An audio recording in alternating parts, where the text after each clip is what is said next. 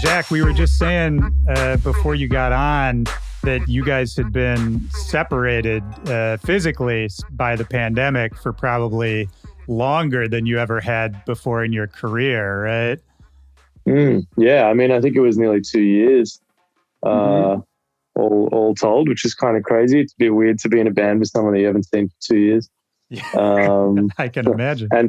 And trying to work was hard as well. Like, I think it was only just at the end of those 2 years that we kind of figured out a way to do it. Like, it took us a while to get our head around it, but yeah, we kind of got it flowing towards the end, but obviously, like, in terms of making music, nothing really beats being in the room together. You know, it's hard to kind of recreate that on a Zoom or sending stuff back and forward. You know, it's sort of hard to create that same kind of excitement. Yeah, because you don't get in the flow. Like, it's just like it's disconnected. Yeah, there is that weird disconnect. I mean, even doing this podcast over Zoom is something I started doing over the pandemic. Before, I would only do it in person, and you know, it works fine. But yeah, there's a different rhythm to it. Had you guys were you living in the same place always before that? No, I'd been back in Sydney for a few years pre-pandemic, but like, in saying that, I would go to LA kind of 3 times a year, and probably Chris would come out here 3 times a year. So we still had a lot of time to like do studio stuff and hang, whatever. So, what was the drive to move back to Sydney for you? Out of curiosity. It was weird. I never. It wasn't really like a conscious decision. I just kept like, when we would come back here, I would just kind of stay longer each time and sort of extend here. And I mean, I still have all this shit in a storage unit in LA. Like, it's, you know, 5 years later, it's like not even official. But I don't know. I think I just got a bit like, I spent 7 years in LA, and I think that was kind of like enough. Like, I never really wanted to live there forever. So after 7 years, it's like, all right, well, you know, time for a change. The other thing was, I used to really like living in LA as like a bit of an outsider and being able to like laugh at it a little bit and, you know, like, and then after 7 years, it's like, bro, you're a fucking local, man. Like, you gotta get out. Yeah, you can't claim the visitor status anymore. Yeah, exactly. Totally. That's very funny. Well, Chris, what about you? How do you find LA? What was moving there like for you, and then what is it like for you now? Well, it's funny, like what Jack was saying, like about how going back to Sydney wasn't like a full-on purposeful decision. Neither was coming here. Like, we came here, the two of us, for what we thought might be like a 3-month riding trip. And then every time we'd have to go back and do show, like we would, you know, have to go back to Australia and do some shows and stuff. And we go like, oh, let's just bring this like one synth we have over, you know, and like, and that happened a few times. And then suddenly we'd moved like the whole studio. And then before we knew it, we'd been living there like years. So it was just kind of like a gradual thing that didn't really have just sort of, I don't know. It wasn't like, oh, we're going to go move to LA and like, you know, be LA people. We just kind of went there and did some music and then just liked it and stayed. And I don't know. I quite enjoy the lifestyle, and I got a couple of dogs here and stuff like that. And so, you know, we just sort of put like some roots down, I guess. And I really like it. And then having that thing of, besides the pandemic, like touring in Australia and that sort of thing, like I felt like I got a good dose of home, and I never felt like, oh, I'm missing out or whatever or anything like that. So I kind of felt like I had the best of both worlds. So yeah, that makes sense. And I get, at least from my Australian friends and people I've talked to on this show as well, a lot of them talk about the feeling of maybe not a glass ceiling, but a feeling of like wanting to expand beyond Australia, you know, especially at the start of their careers. It sounds like maybe there's once you're really going and you're doing well in Australia, it's hard to sort of go to the next level without really getting out there a bit. Did you guys feel that when you were first, really starting to do well in Australia? I don't think that was a conscious thing. Like, not really. So much as like, like we'd start touring internationally, and it was just more like, wow, there's such like a fun and exciting world to explore. And from my point of view, I'd never lived anywhere else. Like, I know, Jack, you had that time in Melbourne. You were living in Melbourne for a little bit, sort of thing. But for me, I'd never lived in another city in my life. And so I was just down to try something new. I thought it would be cool. I didn't really get that feeling of, I don't know, glass ceiling or anything like that. Yeah, I don't think we were like, oh, we're going to go to LA to make it in America. It was more just like, let's go somewhere and write. Like we could have gone to London or Berlin or, Lima or whatever, and then Chris would be living there now. That's what I feel like. Yeah, totally. What could have been, man. Yeah. I mean, it sounds like maybe the demand was just already there, that you didn't necessarily have to break yourselves out as much as it was growing organically at the time. I guess so, yeah. I think we've always just, in terms of like, bag raider stuff, just gone with the flow. There hasn't ever been like a real master plan to it, but yeah, I guess that's right. Like we were already touring in America when we went there to write. So stuff was already happening, even if it was kind of on a small scale, like there was stuff to do over there. Yeah, well, maybe that's an interesting way then to bring it into the current era, talking about how it's kind of going with the flow and there's maybe not a master plan all the time. But you guys have now started this new record label, Broken Head Records, and you're putting out new music. And, that's a big commitment. That's an intentional thing. So what about the time period now made that feel like the thing you wanted to do? Yeah, partly we just got out of a record deal that we'd been kind of trapped in for years. So, which helps, was a really big thing for us. And then, partly, mainly doing the label is just our way of kind of taking control back of like our music and when it comes out and what it sounds like and all that stuff that you kind of see when you're with the label or when you're with our label, our former label. So yeah, I think it's like the timing of it is just that. I think it's something that we've always really wanted to do, but we just weren't able to, That makes sense. And that actually does go along with what you were saying about going with the flow, is just you see that window open up and it's just like, what's out there? Might be a good time to do it. Yeah, totally. I mean, we didn't feel like we were going with the flow when we were kind of trapped in this deal. But I think it's, I think the label for us is like, I don't know, it feels really good because of that. Like it feels like it's a real opportunity for us to like get control back and yeah, it's just really freeing to be able to finish something and put it out straight away, or like just finish something and as long as me and Chris think it's good, like cool, let's put it out. I mean, I think that's the way that good music gets made. It's like when stuff gets delayed or too many people are involved or whatever, you kind of lose the feeling for it and the vibe is gone. So this is a way to just be like quick and decisive and not overthink things and just hopefully pump out like quite a lot of music. That's the plan anyway. Well, and that's kind of where it all started for a lot of us as well, right? I mean, if we think back to before any of us were doing anything of note, that's how it all works, right? Is you just make something, you put it up when you feel like it, what did you guys start on, like MySpace? Yeah, SoundCloud? MySpace. You make it, you put it up on MySpace and you tell your top 8 friends or whatever, listen to my new tune. Yeah, man.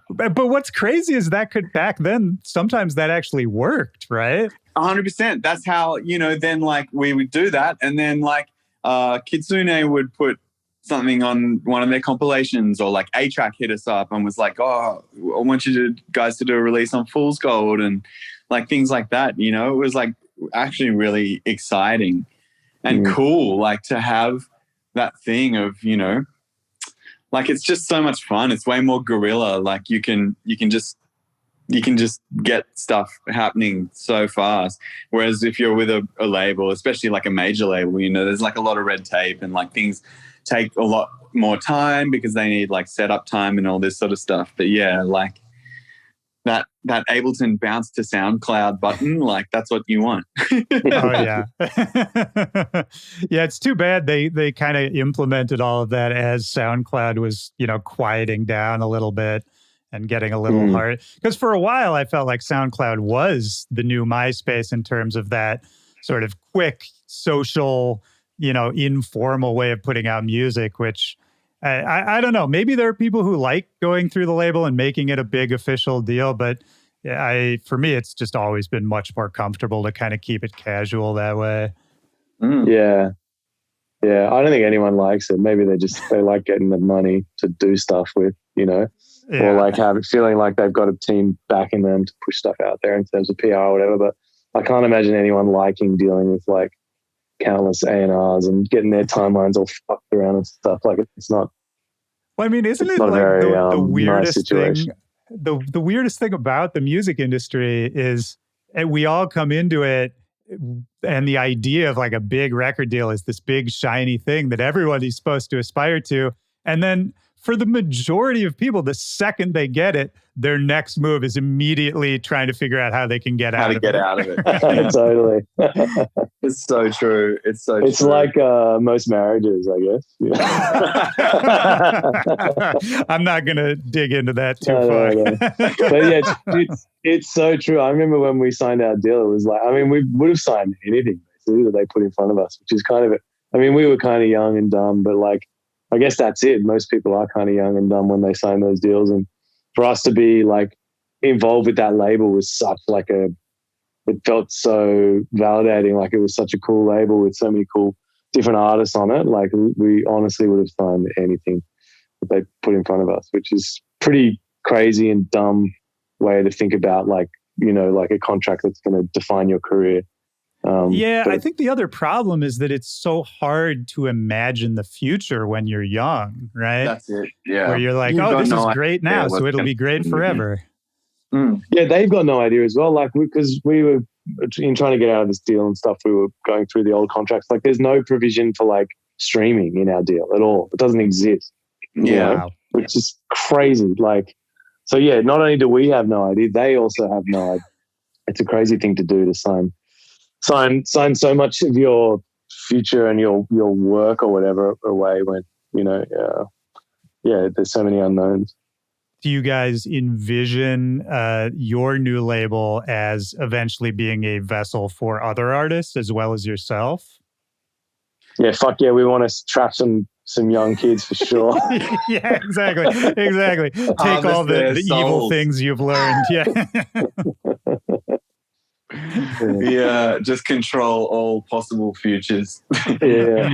Nah, I mean, like maybe later on, but definitely for now, the idea is just for us to have a vehicle to really just step up the output and just have fun with it again, and take it back to like, especially since we've been locked up for 2 years, it's like all of the music that we've been making lately is just like so geared towards the dance floor, because it's like we haven't done that in so long. Yeah. And, everyone's been through there like, all right, I'm home. I'm going to make my ambient record. We've all done it. And we're ready for some kick drums again, basically. Yeah. I mean, 100%, man. And do you think that's also part of that sort of back to the roots idea that you were just talking about as well, of kind of just like, let's stop being, so in our own heads about what this sounds like or where this is going and just, make fun music that we like? 100%. It's like just totally back to the roots. It's like we started this project just fooling around because our friends were throwing like a really fun party and we thought it would be cool to like make some stuff for them to be able to DJ, and we did. And then it turned into this thing. And then I kind of feel like, we're coming around back full circle to where we like, we're like, well, what do we like? Let's only make stuff that we feel would be really fun to play when we're DJing, And so, it's been really fun, just like that's the only box that we need to tick. Like, would I want to hear this on the dance floor? Is that what you were thinking about or where your head was at when you made some of the early Bag Raiders stuff as well? Can you remember? Yeah, I think it was like immediate to the point where we would make a song, burn it on CD, and then take it down to the club that night where our friends are playing, and they trusted us enough to just play it. Yeah. Without hearing it. We could have really done some pretty funny pranks thinking back, but no, we didn't. And it was just like, upload to the club basically straight from the computer, which was cool. Upload to the club. That's great. Upload to Sound Club. Yeah, exactly, man. What was the scene locally when you guys were starting off? Because I'm familiar with, the King's Cross area and kind of the whole craziness that was around there during the Bloghouse years. But what were, I mean, if you think back, like what were the big parties? Who were the people you were looking to kind of set the tone? What was the vibe of Sydney at that time? It was that for sure. It was King's Cross was happening. It was like, the beginning of like indie dance, I guess. Like, there was this crossover between rock music and electronic music. There was a lot of interesting stuff happening in the UK. I feel like we were looking almost to Paris as like a sister city. They had like, like Daft Punk and Justice and like Sirkin and Parawan and like all that Sebastian, the Ed Banger records and stuff. And I feel like Australia, we had like, cut copy in the presets and like modular recordings was kind of like, the sort of equivalent. And, things like klaxons and that in the UK, like this kind of like weird meld and mix of like, is it dance music? Is it rock music? Is it like what is it? It's just like a mixture of all this fun stuff that had so much energy and attitude and felt really like kind of like DIY in a way, like kind of like pretty punk in a way almost. Yeah. And it was just that mixture of like exciting music, like and I feel like that's always like hand in hand with like fashion and when there would be, because like the music that they would be using in runway shows, like then it would be like this, I don't know, it felt like a proper little scene of culture, like a real explosion of stuff that just was like bubbling away in this. It was a really exciting place to be, I mean, it seemed like Australia and maybe Sydney in particular was really like the heart, or at least one of the hearts of that sound. I mean, some of the people you just listed, you guys as well, Midnight Juggernaut. Yeah, Midnight Juggernaut. There were so many all coming out of Australia all around the same time. It really, from the US, from an outside perspective, like it really felt like a movement. You know what I mean? Like it really felt like something was happening over there. And I think over here, I mean, there was plenty of interesting stuff going on at the same time, but it didn't necessarily feel as unified. Right. Yeah, like I guess there was like the DFA thing was happening in New York and the Rapture and stuff like that. Like that was another huge, like that was huge for us. Like as soon as you'd see that little like lightning bolt DFA thing on a record in the record store, you'd be like, all right, yeah, give me that. And did you guys start off DJing, or was there always a live component to what you were doing? Well, we started just like making music. That was the thing we did, and like I was saying, we just used to take it down and our friends would DJ. But then eventually I guess we started DJing, but we were terrible. Like we're like, well, me especially, I had no idea. I've never owned decks in my life. I basically learned to DJ in nightclubs. Sad for anyone who was there to witness that. But we got like this. We got this residency, I guess, playing from like 3 to 5 or something at this like shitty club in King's Cross, and I guess that was where we learned to DJ and where we started DJing. But yeah, I think like we've been DJing now for probably nearly 15 years, and it's like I'm only now like feel like, oh yeah, I guess I can kind of DJ, Yeah. It's funny show that was like almost like that. We did heaps of covers. Like we sort of did all these like electronic music cover versions of like Cure songs and like Pixies songs and stuff like that. Yeah. That was like, it was like a funny like live show that we had, and then we'd throw in like a remix or like a, you know, an original tune of ours or something like that. Yeah. Also sort of the beginning of like what we were figuring out what we were doing with this thing. That was hilarious. Yeah, we were like a jukebox band kind of. Yeah. Like, yeah, but we would do it I remember we would take these keyboards down to the club and they'd just get like, I remember one time doing a Halloween party and all of our gear got covered in blood, like fake, I don't know, fake blood or whatever. Or then another time, I remember we took one of the keyboards that we were using live stopped working and we took it in to get repaired or whatever. And the dude was like, man, there's like a half a kilo of glitter like in the circuit board of this keyboard. Like, what have you guys been doing? Oh, that's so good, man.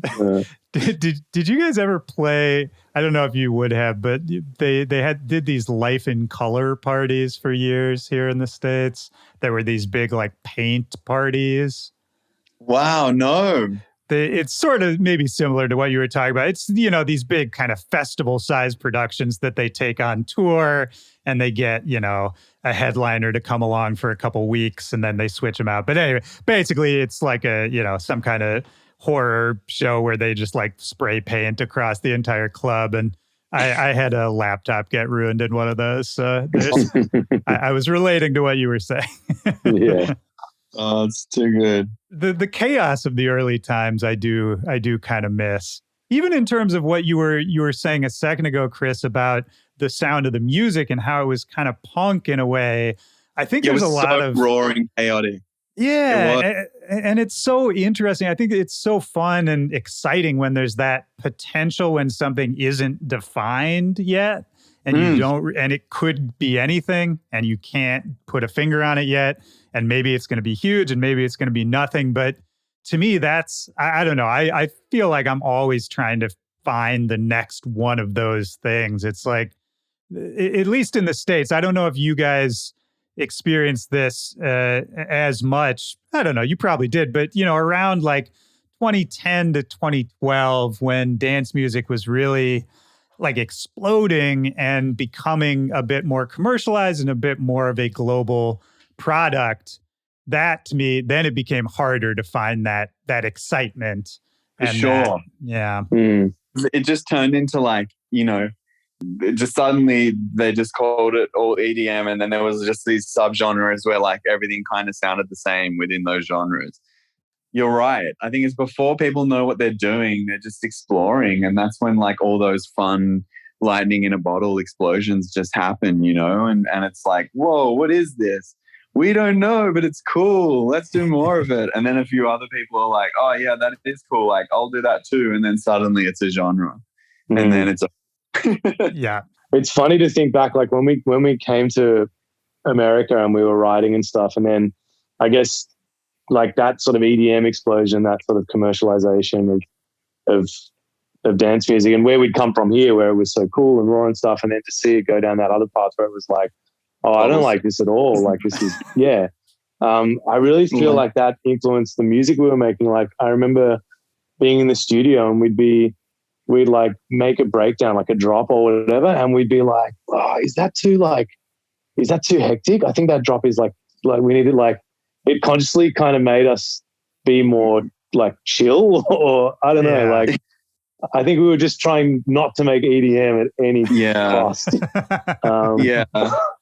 Yeah. And probably kind of fucked us up a bit. I don't know. Like it's funny to think back. It's just funny now, I guess, making this music again, which is kind of dumb and like, fun or whatever. It's funny to think back to making that stuff in LA and being like, oh, it's too like hectic, or it's like, like too many like swooshes and too many, like the drop's too big. Like it's just, I don't know, like that's kind of the point of dance music, I guess, but we were rebelling against it in some weird way. Yeah.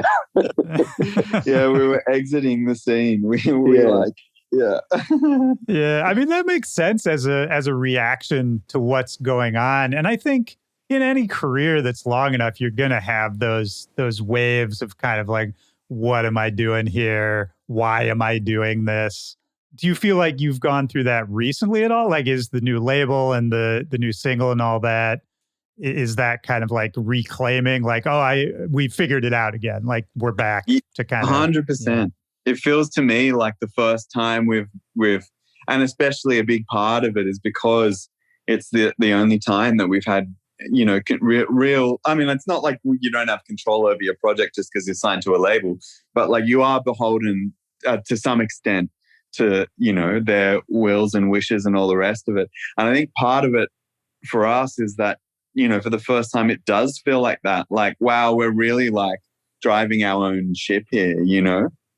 Like we really have this opportunity to just like kind of take control and like, and it feels like for the first time, we're like super solid in what we want to do, like in the direction that we're going for and like all that sort of stuff. Like it feels like a real great time for us, you know. It's like it's exciting and it's definitely been revitalizing and, you know, encouraging, and then like, you know, to have that further solidified by like putting out a release and then getting support from people that we respect and all the rest of it is like, it feels good right now. It does. Yeah. We're also in that cool position where we know what's coming as well, and like we're really happy with the tunes and excited about, you know, the next few releases. So that's kind of cool. It's like, you know, something that other people don't know.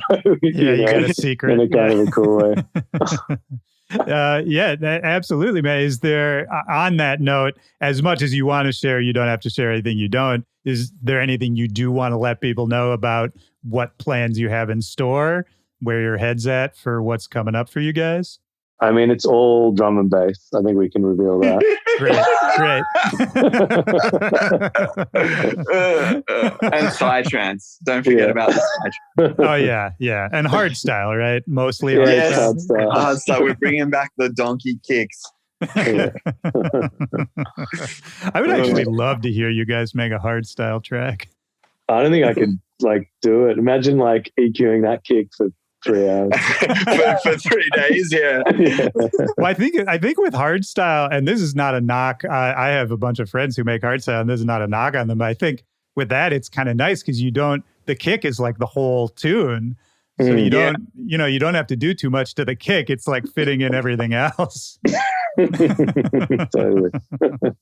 No, but seriously, the new music, it's similar to Your Heart, I guess. It's kind of, it's a bit less, it's like clubby, but a bit less four to the floor maybe. Although we do have some four to the floor stuff as well that we want to put out. Yeah, I don't know. Again, I don't think there's been a real plan for the music. It's more of just a vibe, like exactly what Chris said. What would we want to play in the club, and what would be exciting to hear in the club. That's kind of the only rule. But yeah, I think like what's coming is similar-ish to Your Heart. Like that's the vibe that we're feeling at the moment. So that's a good kind of first indicator. How was it getting back to playing live shows, after the pandemic? We haven't played live yet. We've done some DJing. Oh, I misunderstood. Funny. I'm sorry. I've been DJing quite a lot in Australia just on my own because we've had this weird sort of stop-start thing happening here for the last 2 years where they open it up and then everyone gets sick and they close it down.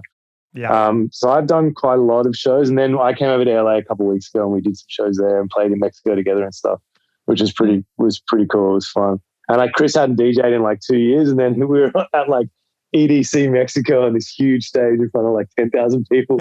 I was like, you right, bro? You remember how to do it? That's a pretty funny first gig back, I gotta say.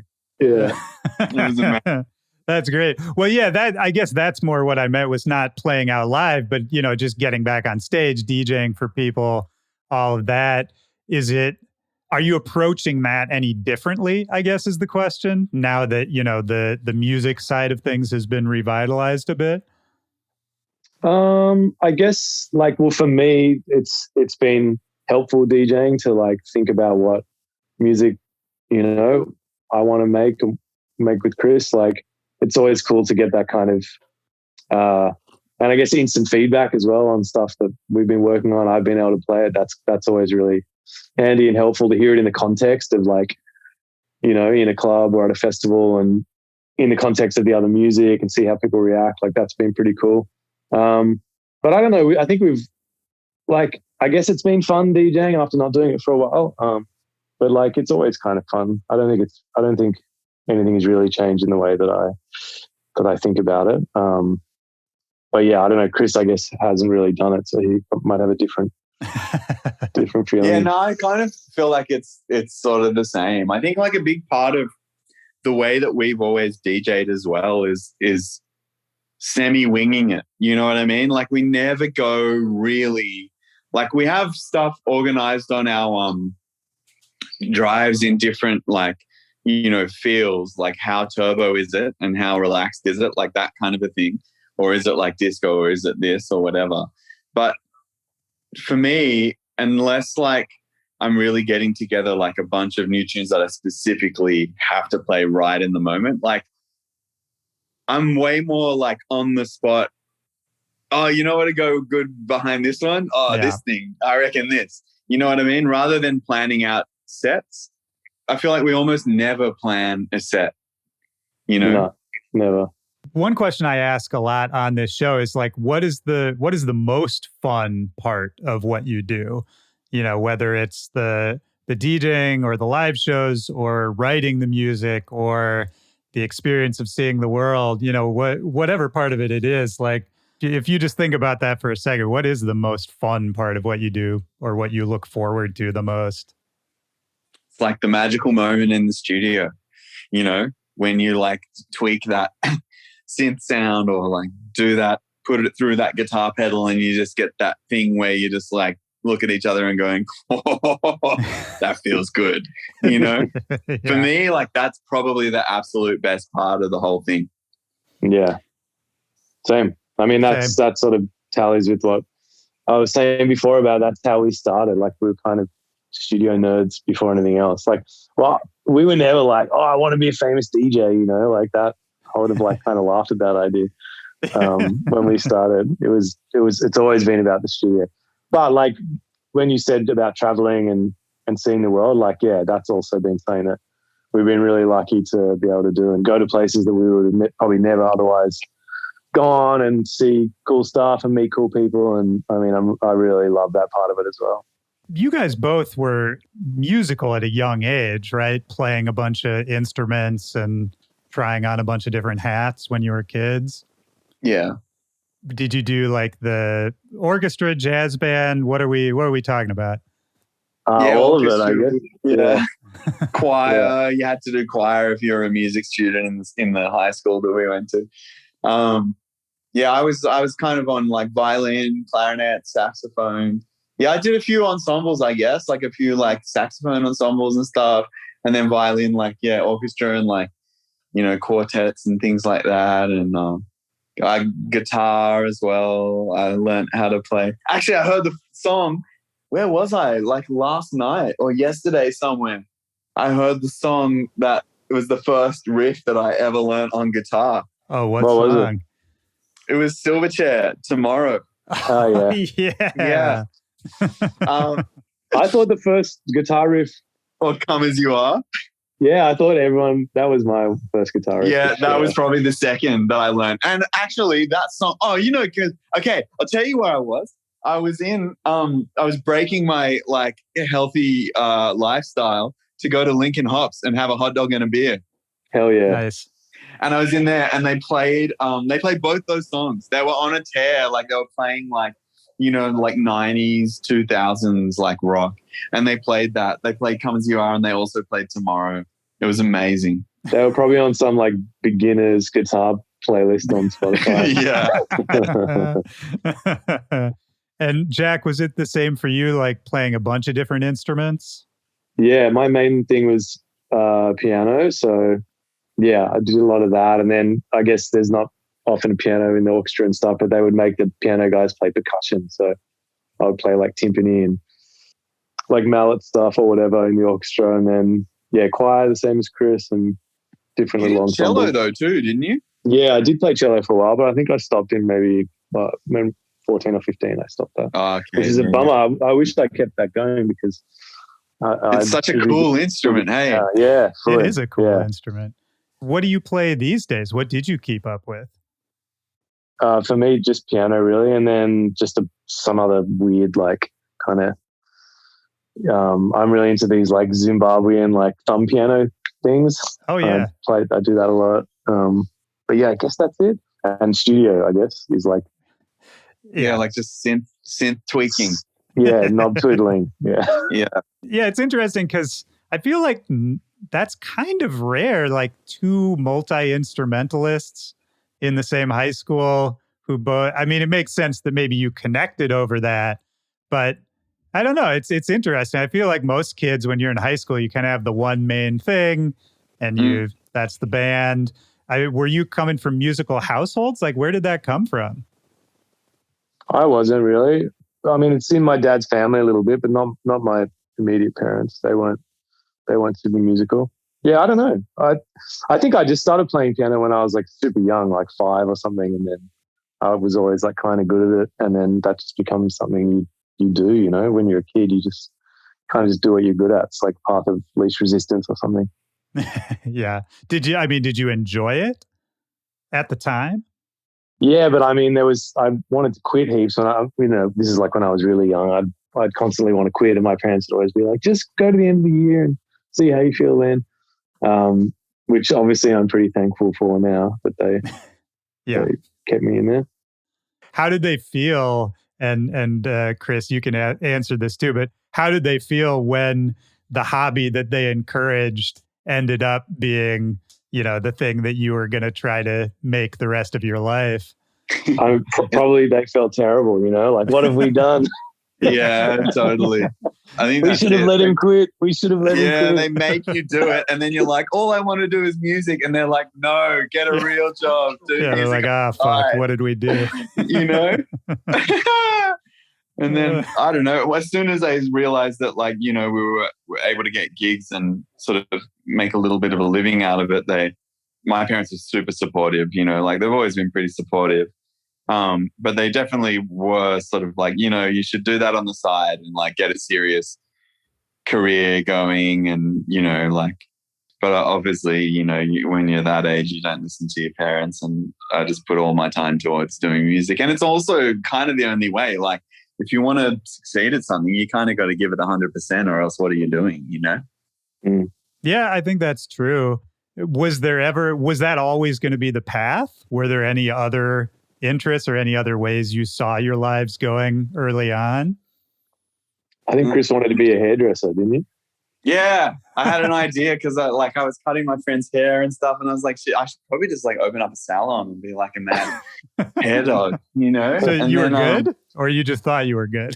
No, I wasn't good at all. I was like, I wasn't terrible, I'll put it that way. But one time, I only ever cut guys' hair, and one time, one of my friends, like, that was a girl, like, mistakenly trusted me with her bangs, and it was a disaster. Like, there was tears for sure. Yeah. Yeah, that's maybe a good indicator to go back to the music, I guess. Yeah. I thought, all right, well, that dream's over, And did it feel like once, just sort of following the journey along a little bit, like once you guys met each other and started making music, just having fun, bringing CDs to the club and all that, how quickly did it become serious, or how quickly did you realize, like, hey, there might be something here, we might be able to do something with this? Pretty quickly, looking back. Like, I can't totally remember the timeline, but I think it all just sort of snowballed in a way.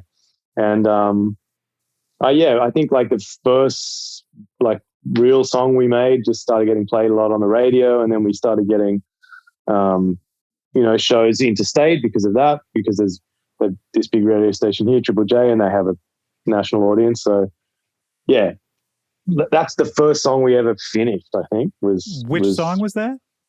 Fun Punch, it was called. Oh yeah, but not on Spotify anymore because of issues. Oh, is it really not there? Damn, that's crazy.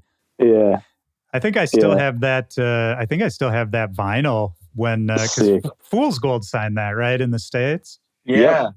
Yeah. Yeah, exactly. I guess that's kind of cool looking back that was, I mean, we'd done a couple of remixes before that, but oh no, maybe we had made some kind of dumb songs, prior to that nothing ever happened to. Yeah, but they didn't get released, I don't think. Yeah. They didn't get proper release. No. But we definitely they were circulating.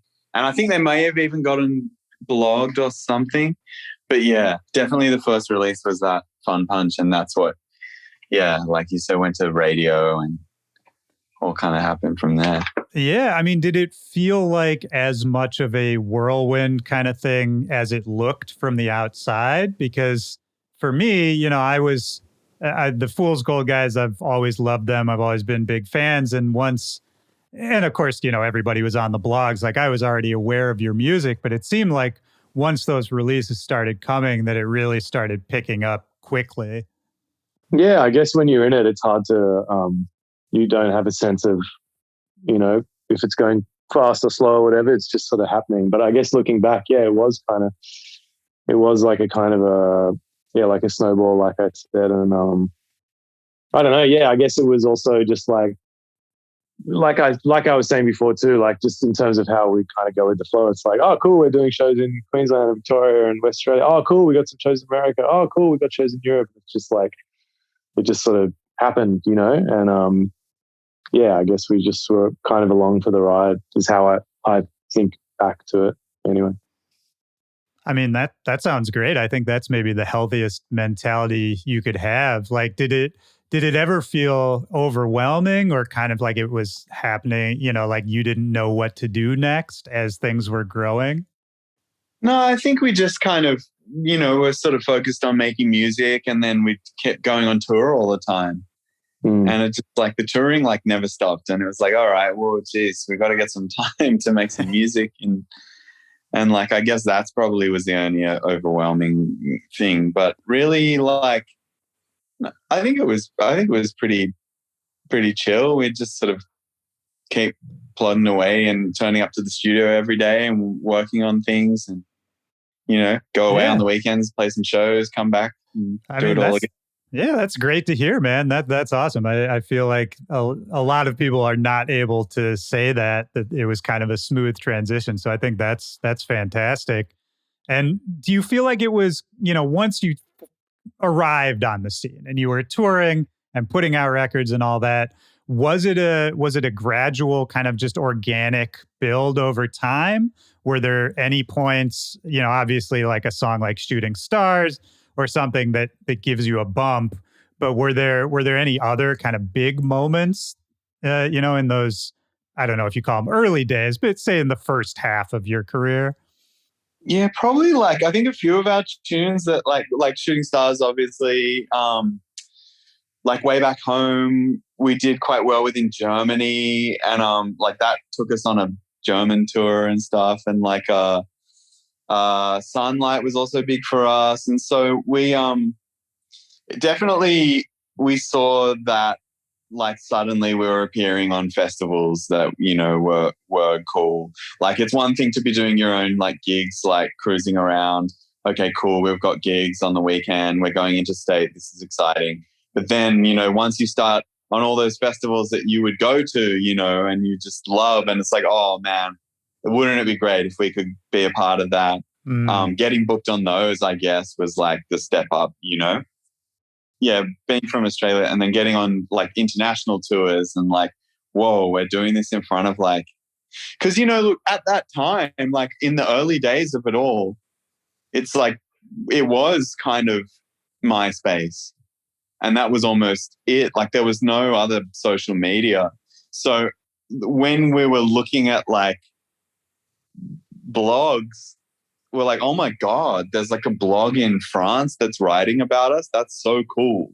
Like how to like that, because, people in France are hearing our record. Like now it's like you put something on like Instagram or TikTok or whatever, and like people from all around the world see it in a second. But there was much more like a phase of like discovery and just that bit of removal from, the international waters. And so it felt so exciting when someone from another country responded to what you were doing, Yeah. Yeah, absolutely, man. It's really interesting. I mean, I feel like taking a song like Shooting Stars as an example, it's kind of wild what something you make can end up, or how something you make can end up being interpreted by people, either, right away, or in the case of Shooting Stars, like all the crazy meme shit that ended up happening with it too. It's kind of, I don't know, like, did that affect ever the way you guys operated, the way you wrote music, once you kind of realized that, oh, we do have a fan base and we do have people all over the world interpreting what we're doing? Do you feel like you've changed as songwriters over the years? Definitely changed, but I think we've never thought about.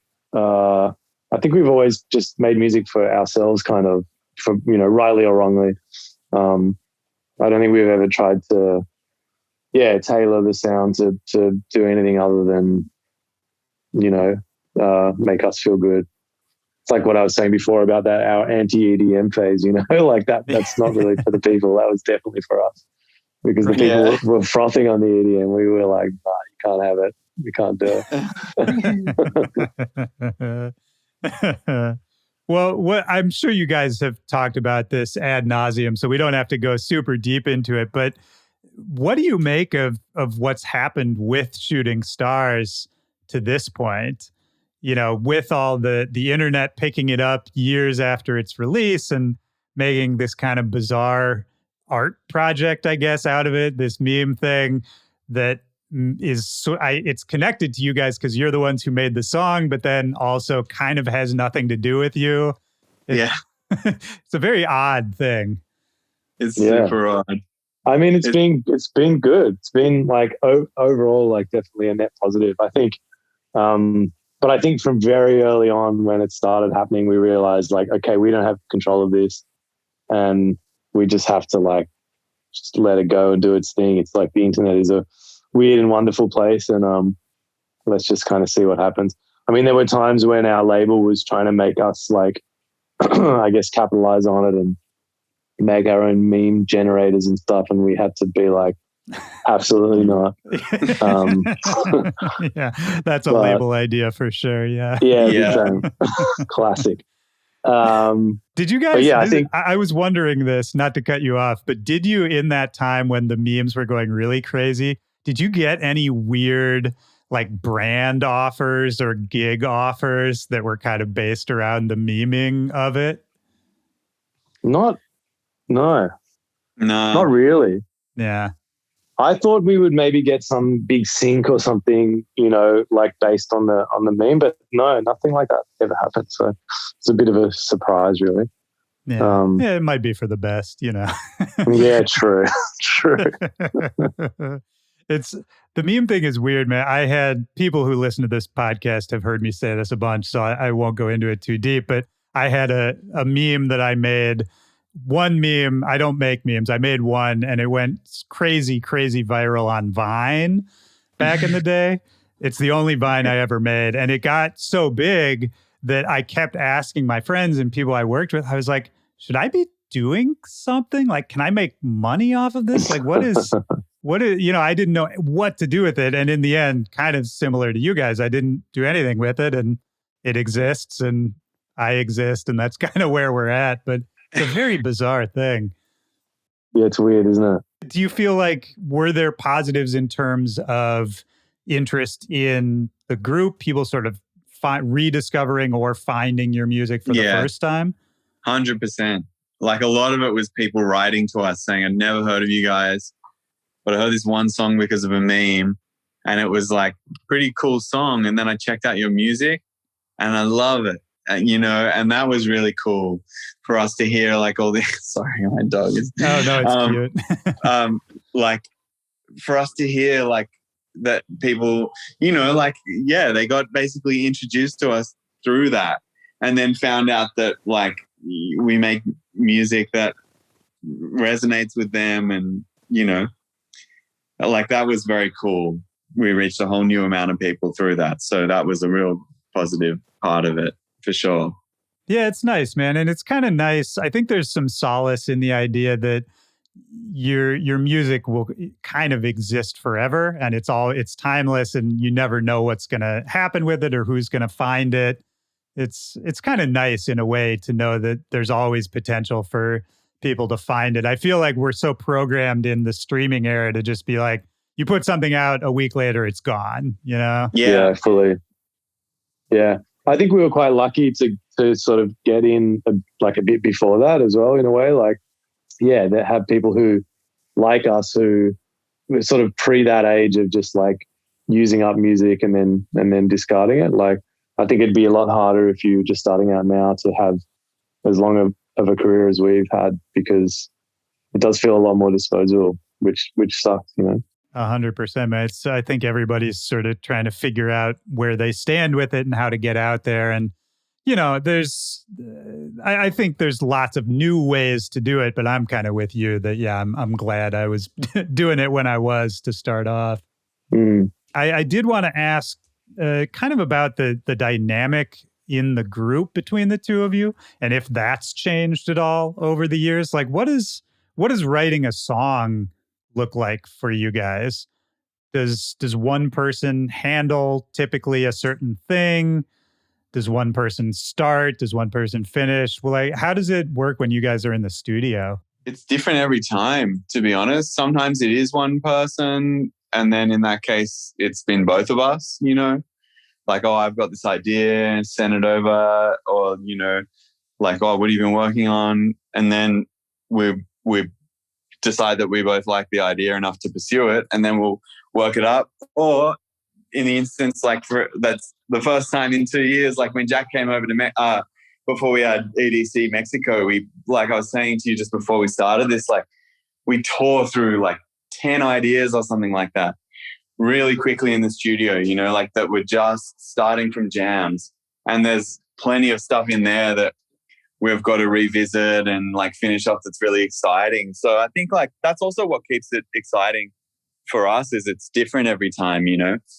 And since we both sort of play a bit of everything, it's like both of us program drums, like both of us put in synth lines, both of us like do like lyric and melody ideas and stuff. And so it's pretty like evenly split. We just sort of both do everything, you know? So, I mean, that's great. It sounds like very, very little ego in the studio. Would that be accurate?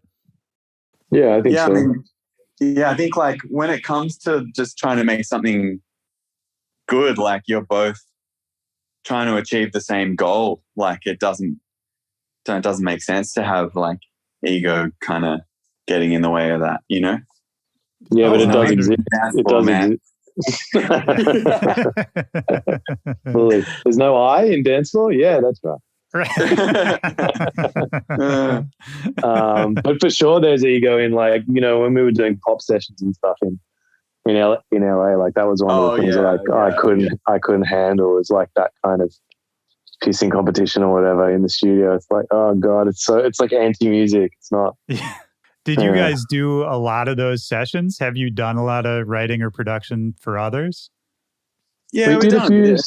Yeah, and then we did a few sessions like together when I was living in LA, and they were, I mean, some of them were cool, but for the most part, I just got like a bit over it. I remember like I'd wake up and look at my phone and see that I had a session with some rando and be like, oh, fuck. And then I was like, hang on, like, that's not what it should be like. You like making music. It's supposed to be fun. Like something's wrong here, you know? Yeah. It can be pretty grueling. Like I don't envy those people who like that's their full thing, you know, and they do like 5 sessions. Yeah, going to like 3 pitch sessions a day. And it's like, you don't even know.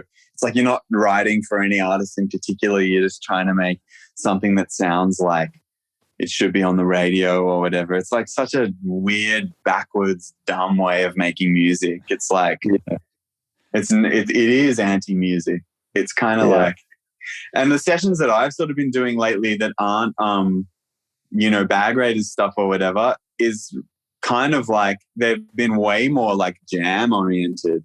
It's like, you know what, let's not like try and write a song here. Let's just like jam, have fun, make good music and hit record, and then go through it all later and check what are the cool parts. And like, I feel like that's a been a great way of making music a little more interesting too, because, you know, you're not in this framework of like, it's got to have a fucking chorus that like really slaps, and the verse has got to end here, and we're going to have this sound come in here so that everyone stays interested, and we satisfy the TikTok algorithm. You know what I mean? Like, that's literally what people do these days, like making music. It's like, am I going to get views? Am I going to get likes? It's like wrong.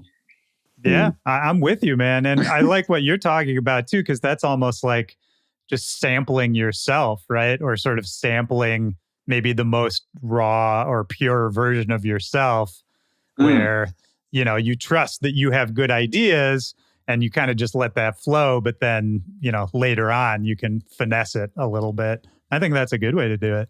Yeah, 100%. In all of this, I mean, you guys seem to have a great outlook on everything. And it seems like you've been able to keep a level head and generally even temperament through all of this, which I think is admirable.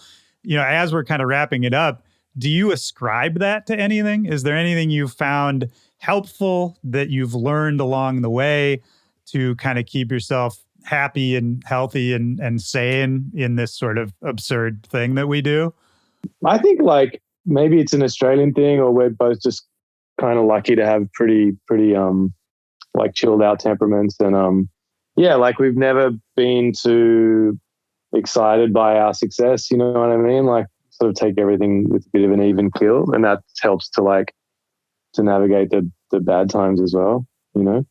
I think it's I love like that you said never get too excited by our own success. I think that's a great lesson. That's a great piece of advice. Yeah, it's like just cool. All right, cool, great. Pat on the back. What's the next tune gonna be? Like, oh, I've got this cool idea. You know what I mean? It's like that's kind of why we do it all. Like, because we love doing it. We love making music, and it's just kind of like remembering that that's the focus of it, and then whatever you can do outside of that to keep yourself in that zone of what you were saying, like, you know, happy, healthy, and all the rest of it. The more you can do that, the more like you're going to get better results when you do go to make things. And I think that's it. Just keeping it fun, keeping it exciting, and keeping it interesting, and feeling like you're sort of pushing forward and not.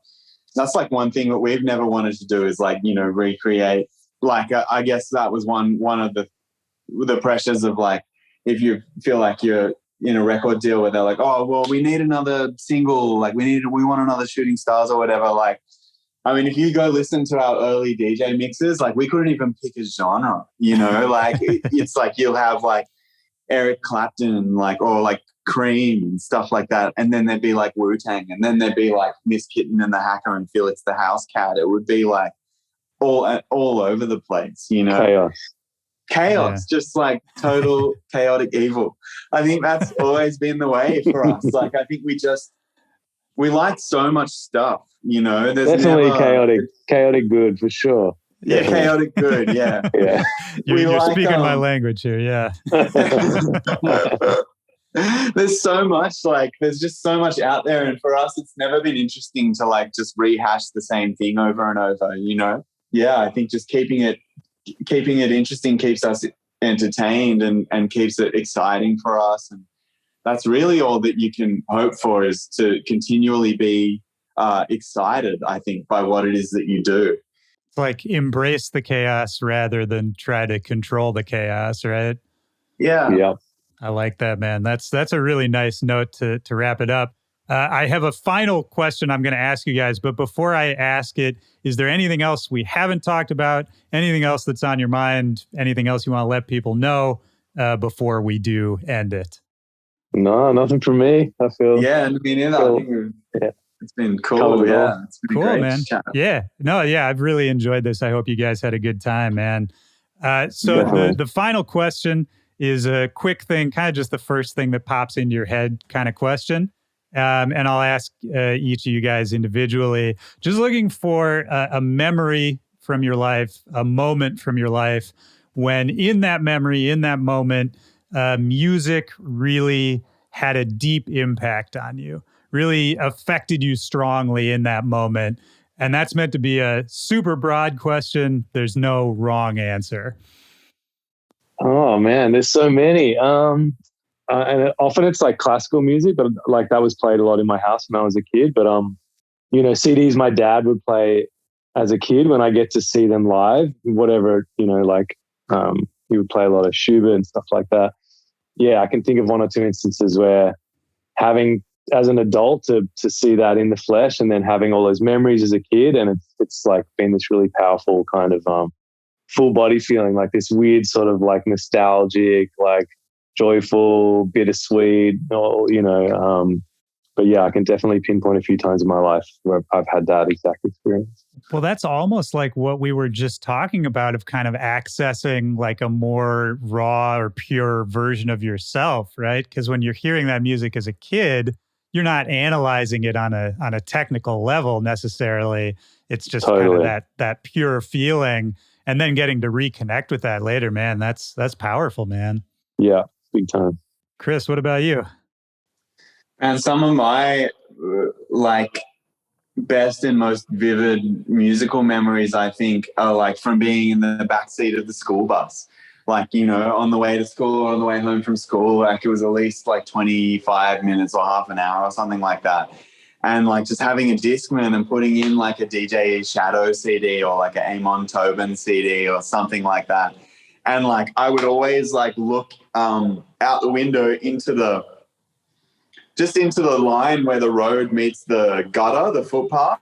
And I would just like defocus my eyes, and just that line would be constant, but it would blur and and I would get into this crazy, like imaginative, like meditative state, just like listening to these albums that were full of sounds that for the DJ Shadow, the Introducing album, I think it was the first time I'd ever heard of music that was entirely made up of other people's music, Right.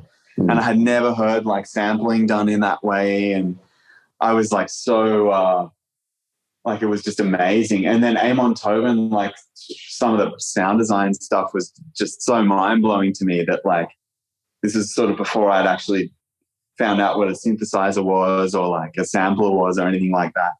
And I think things like that, where I was hearing sounds I'd never heard before and like wondering like how the hell those sounds are made, and like, but also like they're so evocative of this like other world of, just like those kinds of memories for me are like what sort of drove me into the idea that like, this is what I've got to do with my life, Man, that's powerful. And I love that you were kind of altering your perception at a young age too.